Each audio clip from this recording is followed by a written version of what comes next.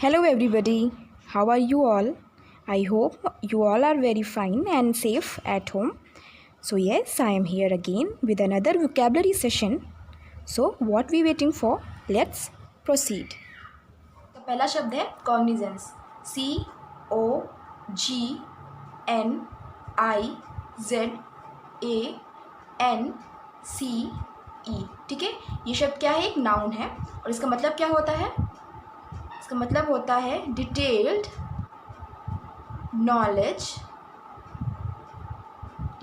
Knowledge about, और you can say understand या understanding of something.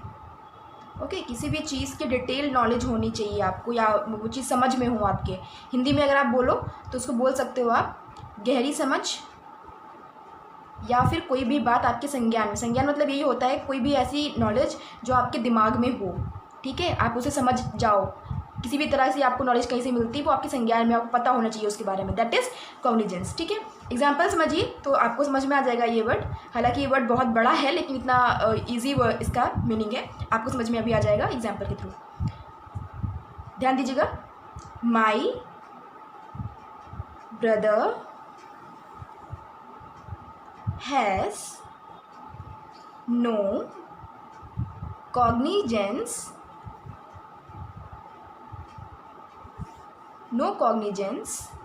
that his reckless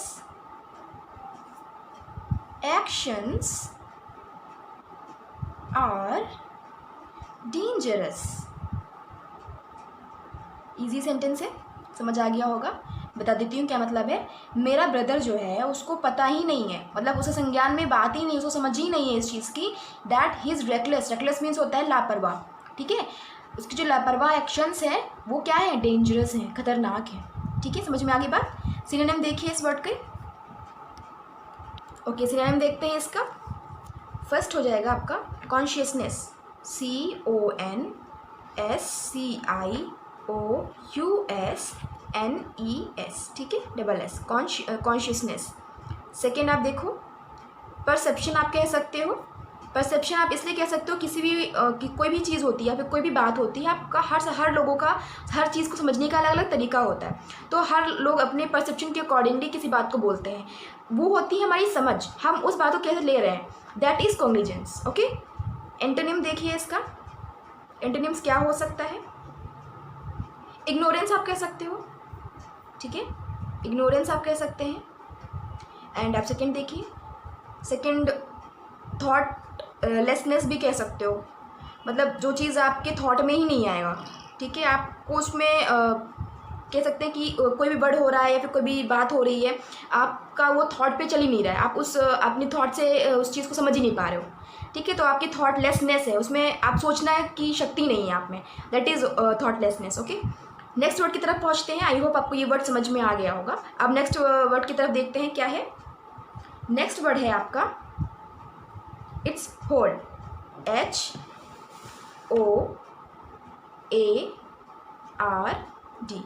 ठीक है, इट्स होल्ड। अच्छा, इसमें मैं एक चीज़ बता दूँ, हाँ, आर इसमें जो है साइलेंट है, तो आप प्रोनाउंसिएशन पे ध्यान दीजिएगा। ये एक वर्ड नाउन है। ठीक है, नाउन है और इसका मतलब क्या होता है? इसका मतलब होता है स्टोर थिंग्स एक्सेसिवनेस। ठीक है, मतलब कह सकते हैं एक तरह से कि चीज़ों को एक्स्ट्रा इकट्ठा करना, आप कह सकते हो इकट्ठा करना। हिंदी में किसी भी चीज़ को इकट्ठा करना आप बोल सकते हैं। That is hold. एग्जाम्पल्स देखिए इस वर्ड को। Ravi loves to hoard money because he is a penny pincher। अब आप कहेंगे यहाँ पे पेनी पिंचर क्या है ना? मैं बता देती हूँ क्या होता है पेनी पिंचर। पेनी पिंचर एक कंजूस होता है। ठीक है, आपको एक दूसरा यहाँ पे वर्ड मिल रहा है। पेनी पिंचर मतलब भी मैंने बता दिया आपको, कंजूस, जो बहुत कंजूस होता है उसको बोलते हैं पेनी पिंचर। ठीक है, तो क्या मतलब था इस सेंटेंस का? Ravi loves to hoard, Ravi बहुत पसंद करता है क्या? मनी को इकट्ठा करना। क्यों मनी को इकट्ठा करना उसको पसंद है, या फिर उसको प्यार है उस चीज़ से? Because he is a penny pincher. अब जो भी कंजूस होता है ना, तो उसको पैसे से बहुत प्यार होता है, वो खर्च ही नहीं करना चाहता। खा जरूर लेगा किसी का, लेकिन 1 रुपया खर्च नहीं कर सकता उस चीज़ पे। ठीक है, that is penny pincher. And आपको होट का मतलब समझ में अब अच्छे से आ गया होगा। सिनोनिम देखते हैं क्या हो सकता है। ठीक है, सिनोनिम देखते हैं। आप बोल सकते हो एक्यूमुलेशन, बोल सकते हो आप, सेम मीनिंग होता है। Store things, excessiveness, same meaning होता है। सेकेंड आप बोल सकते हो हीप, इसका मतलब भी होता है चीज़ों को इकट्ठा करना, ये भी आप बोल सकते हो। एंटोनिम देखते हैं इसका क्या हो सकता है। डेप्थ, ठीक है, किसी चीज़ का डेप्थ। तो इसके एंटोनिम्स क्या हो गए आपका? एक होता है डेट और दूसरा होता है लैक। अच्छा, डेट DEBT और लैक आपकी हो जाएगी LACK। अच्छा, आप कहोगे कि आप होर्ड मतलब होता है इकट्ठा करना और डेट मतलब क्या होता है? जाहिर सी बात है, हमारे पास पैसा है सपोज, ठीक है, हम इकट्ठा कर रहे हैं तो हमारे पास पैसा है, और अगर हमारे पास पैसा ही ना हो तो हम क्या हो जाएंगे? कर्जदार हो जाएंगे ना, तो दैट इज़ डेट। ठीक है, इसको डेट बोलते हैं। अब क्या करते हैं, आपको हो सकता है समझ में आ गया हो, दोनों ही सब अब समझ में आ गए होंगे, मैं फिर से रिवाइज कर देती हूँ। फर्स्ट वर्ड आपका था कॉग्निजेंस, मतलब था उसका डिटेल्ड नॉलेज अबाउट समथिंग, आप कह सकते हो। ठीक है, किसी भी चीज़ की आपको डिटेल नॉलेज हो वो आपका कॉग्निजेंस कहलाता है, या फिर आपके दिमाग में वो बात हो, आप उस बात से अनजान ना हो, आप पता हो बात, तो वो होती है कॉग्निजेंस। ठीक है, नेक्स्ट वर्ड था आपका hoard, that means store things excessiveness, मतलब चीज़ों को स्टोर करके रखना। ठीक है, उसका मतलब होता है हॉट। वो कुछ भी हो सकता है, इट कुड बी मनी, आप बहुत से लोगों का शौक होता है पुरानी चीज़ों को घर पे रखने का, ठीक है, एंटीक चीज़ों को, तो all these things come in hot. Okay, अब नेक्स्ट वर्ड की तरफ पहुँचते हैं। नेक्स्ट वर्ड है हमारा डिलेटरी, DILATORY।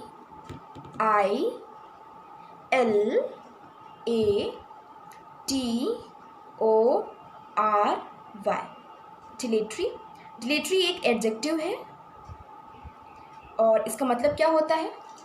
इसका मतलब होता है slow to act.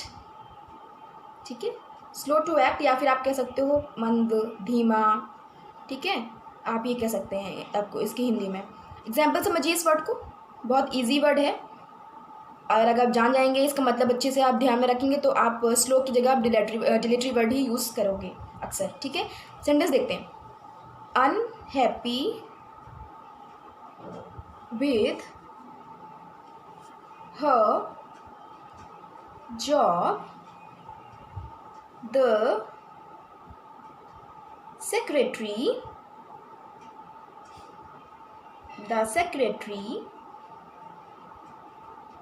performed every task at a dilatory speed। समझ में आ गया होगा आपको सेंटेंस का मतलब?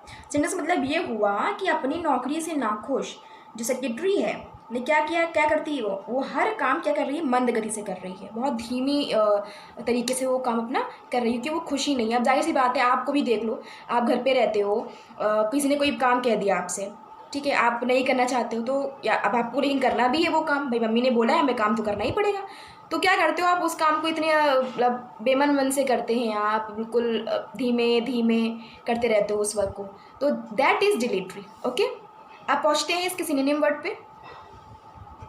सिनोनिम्स क्या क्या हो सकते हैं इसके देखते हैं।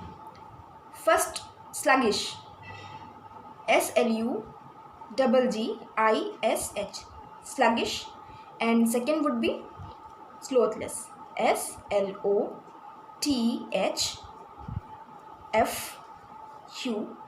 स्लोथफुल। ठीक है, दोनों का मतलब ही वैसे ही होता है कि जो बहुत वीक हो, बहुत बेमन से काम करता हो, ठीक है, लेज़ी आप कह सकते हो, वो सब सारे वर्ड्स आपके जो सिनोनिम होंगे वो डिलेटरी वर्क में और डिलेटरी वर्ड के सिनोनिम में वर्क करेंगे। ओके, एंटोनिम आप देखते हैं इसका। एंटोनिम आप देखिए, पहला हो सकता है brisk, BRISK, brisk, and second prompt, PROMPT, prompt. ठीक है, समझ में आ गया होगा आपको. dilatory मतलब slow to act. Next word देखते हैं क्या है. आपका नेक्स्ट वर्ड है टिजी. TIZZY, टिजी. और टिजी एक नाउन है और इसका मतलब क्या होता है. इसका मतलब होता है a state of nervous excitement और एजिटेशन. ओके. मतलब एक ऐसी स्टेट जिसमें आप क्या होते हो, बहुत व्याकुल होते हो, एक्साइटेड भी होते हो, व्याकुल भी होते हो. That is tizzy. ठीक है, हिंदी में आप अगर बोलना चाहें तो आप इसको घबराहट बोल सकते हैं. ठीक है, घबराहट आप बोल सकते हो. सेंटेंस से समझिए, समझ में आ जाएगा. टिजी बहुत इंटरेस्टिंग वर्ड है. Oh, I am so tizzy about the party tonight. समझ में आ गया होगा आपको सेंटेंस. मतलब ये है कि आई एम सो टिजी, मतलब मैं बहुत ज़्यादा एक्साइटेड हूँ, या फिर कह सकते बहुत ज़्यादा मैं व्याकुल हूँ. About what, about the party tonight, जो पार्टी आज होने वाली है. ओके, ये मतलब हुआ. सिनोनिम देखिए इसका. सिनोनिम हो जाएगा आपका फर्स्ट bewildered, BEWILDERED. ठीक है. सेकेंड आप देखो, ये थोड़ा वर्ड आपका लंबा जाने वाला है, मैं आराम से इसको लिख दूं, पहले आपको बता दूं ना, आपको थोड़ा कन्फ्यूजन हो जाएगा. DISCOMBOULATED.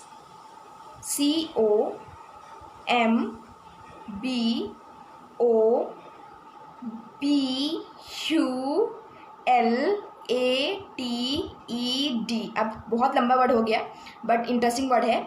डिस्कॉम्बोब्यूलेटेड. आप इसको चाहो तो बीच बीच से आप हटा करके, सिलेबल होता है उस तरह से आप उसको बीच से कट करके भी आप इसको बोल सकते हो. DIS dis, COMBO combo, BULATED bulated. Discombobulated हो गया ना अब शॉर्ट. अब आपको ये लंबा लग रहा होगा. डिस्कॉम्बोब्यूलेटेड मतलब भी यही होता है जो मैंने आपको पहले ऊपर बताया, घबराहट, क्योंकि मैं सिनोनिम ही आपको बता रही हूँ. दोनों का मतलब सेम चीज़ होती है.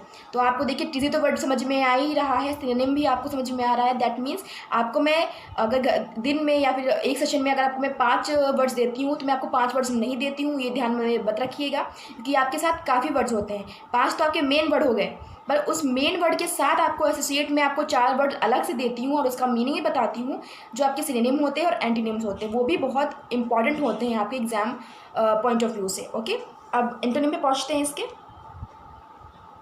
एंटोनिम देखते हैं. इसका क्या हो सकता है. इसका पहला तो हो जाएगा आपका इम्बोल्डेंड. EMBOLDENED.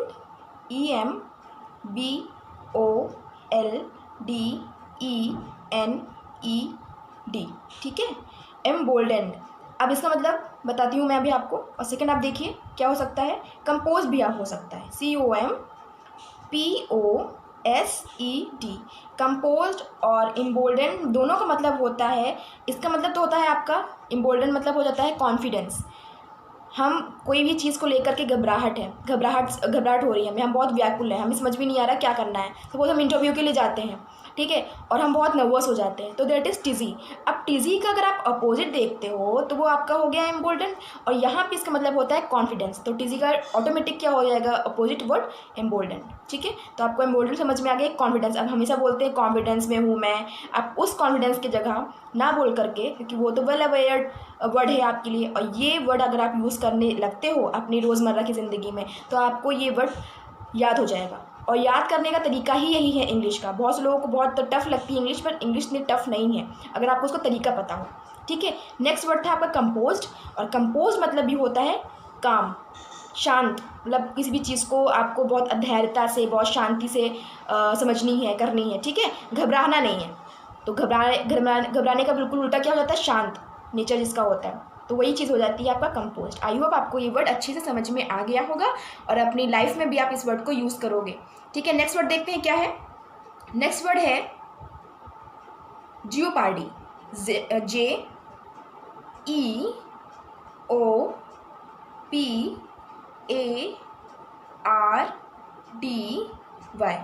जियोपार्डी। और जियोपार्डी एक जो वर्ड है वो नाउन है, ठीक है। इसका मतलब क्या होता है? इसका मतलब होता है डेंजर, ठीक है, खतरा कह सकते हैं आप हिंदी में, ये मतलब होता है जियोपार्डी का, ठीक है। एग्जाम्पल समझिए इस वर्ड को। If you do not take your medicine, you will put your health in jeopardy, ठीक है। क्या मतलब हो गया? अब मतलब देखिए आप क्या हो जाता है कि अगर आप मेडिसिन नहीं लेते हो, if you do not take your medicine, अगर आपने मेडिसिन नहीं लेते हो, you will put your health in jeopardy, आप अपनी हेल्थ को क्या करोगे? अपने हेल्थ को क्या कर डालोगे? रिस्क में डाल दोगे या डेंजर में डाल दोगे, ठीक है, ये मतलब हो जाता है।